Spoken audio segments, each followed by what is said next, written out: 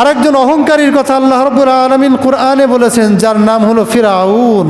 এই নামটার সাথে আমরা অনেক বেশি পরিচিত। আল্লাহ রাব্বুল আলামিন কুরআনে হাকিমের মধ্যে এই ফিরআউনের বর্ণনা অনেক বেশি জায়গায় আল্লাহ তাআলা করেছেন। তার মধ্যে এক জায়গা থেকে বলি, আল্লাহ রাব্বুল আলামিন মূসা আলাইহিস সালাতু ওয়াস সালামকে ফিরআউনের কাছে দাওয়াতের জন্য পাঠালেন। কোথায়? আল্লাহ রাব্বুল আলামিন কুরআনুল কারীমের সূরাতুন নাজিআত সূরা নম্বর ৭৯ আয়াত নম্বর ১৭, ১৮, ১৯ এবং ২০ আল্লাহ তাআলা বলেছেন, ইযহাব ইলা ফিরআউনা ইন্নাহু তাগা। আল্লাহ তাআলা বলেন, ইযহাব ইলা ফিরআউন, এ মূসা ফিরআউনের কাছে যাও, ইন্নাহু তাগা, সে বড় ঔদ্ধত্য প্রদর্শন করেছে, অনেক বেশি অহংকার দেখাইছে। তুমি এক কাজ করো, ফিরআউনের কাছে যাও।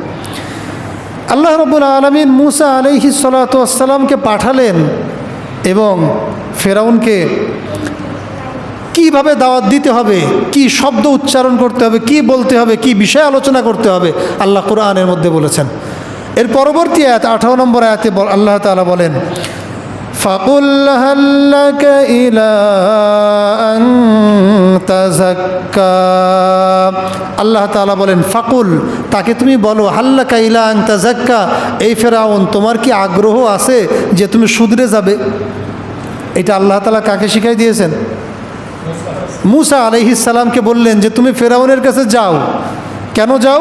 ইন্নাহু তাগা, সে বড় ঔদ্ধত্য প্রকাশ করেছে, প্রদর্শন করেছে আমার সাথে। তুমি এক কাজ করো, যাও। ফাকুল হাল্লাকা ইলা আন তাযাক্কা, তাকে গিয়ে বলো, এই ফিরআউন তোমার কি ইচ্ছা আছে, আগ্রহ আছে যে তুমি নিজেকে শুধরাবে? আল্লাহ রাব্বুল আলামিন পরবর্তী আয়াতের ভিতরে বলেন, ওয়া আহদিয়াকা ইলা রাব্বিকা ফাতাখশা। আল্লাহ তাআলা বলেন যে তুমি এইটাও বলো যে আমি তোমাকে তোমার প্রতিপালকের পথ দেখাবো, যাতে তুমি তাকে ভয় করো। যদি আগ্রহ থাকে হিদায়েতের, তুমি যদি সত্যিকার আগ্রহী থাকো হিদায়েতের, তাহলে তোমার প্রতিপালক আল্লাহ পাক রব্বুল আলামিনের পথ তোমাকে আমি দেখাবো। এই দেখার দ্বারা ফাতাখশা, তুমি তাকে ভয় করবে। এই ভয় করলে কি হবে? তোমার অতীতের সব কিছু আল্লাহ তাআলা চাইলে মাফ করে দিবেন এবং তুমি ঈমান নিয়ে মরতে পারলে আল্লাহ তাআলা জান্নাতীদের অন্তর্ভুক্ত তোমাকে করে দিবেন। তাহলে আল্লাহ তাআলার দয়া আছে না? যদিও ফিরআউন, কিন্তু আল্লাহ তো সৃষ্টি করেছেন, আল্লাহর দয়া আছে। এইটা মূসা আলাইহিস সালাতু ওয়াস সালাম বলার পরে, তাকে দাওয়াত দেওয়ার পরে সে কি উত্তর দিল?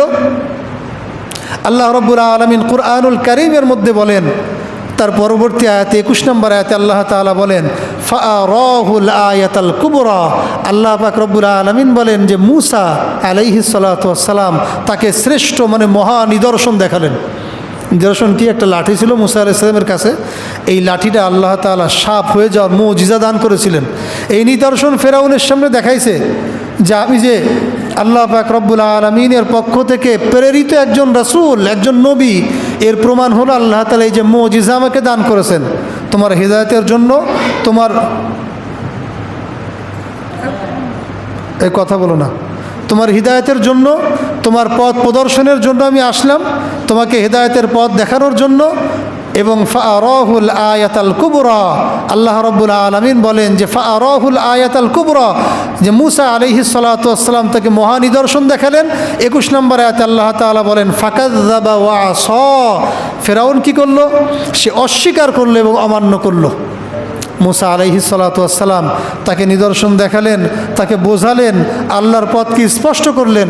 এইটা করার পরেও ফাকাযযাবা ওয়া আসা, ২১ নম্বর আয়াত আল্লাহ রাব্বুল আলামিন বলেন সে অস্বীকার করলো এবং অমান্য করলো। আল্লাহ পাক রব্বুল আলামিন বলেছেন এই অস্বীকার করা এবং অমান্য করা, এইটার পরে আল্লাহ রাব্বুল আলামিন তার বিষয়ে বলেন যে শুধু অমান্য করেছে বিষয়টা এইরকম না, সে একটা দাবিও করলো। দাবিটা কি? আল্লাহ রাব্বুল আলামিন কুরআনুল কারীমের সূরাতুন নাজিআত সূরা নম্বর ৭৯ আয়াত নম্বর ২৪-এ ফিরআউনের দাবিটা আল্লাহ তাআলা তুলে ধরেছেন। সে বলল, আনা রব্বুকুমুল আ'লা, এই মানুষেরা তোমরা শোনো, আমিই তোমাদের শ্রেষ্ঠ প্রতিপালক। নাউযুবিল্লাহ বলবেন না? নাউযুবিল্লাহি মিন যালিক। আল্লাহ রাব্বুল আলামিন তার হেদায়েতের পথকে মূসা আলাইহিস সালামের মাধ্যমে স্পষ্ট করার পরে সে অন্য কাউকে আল্লাহর সাথে শরীক সাব্যস্ত করেনি, বরং নিজেকে আল্লাহর সমকক্ষ করে বলে যে আনা রব্বুকুমুল আ'লা, এই আমিই তোমাদের শ্রেষ্ঠ প্রতিপালক। সূরাতুন নাজিয়াত সূরা নম্বর 79 আয়াত নম্বর 24 আল্লাহ তাআলা বলেছেন।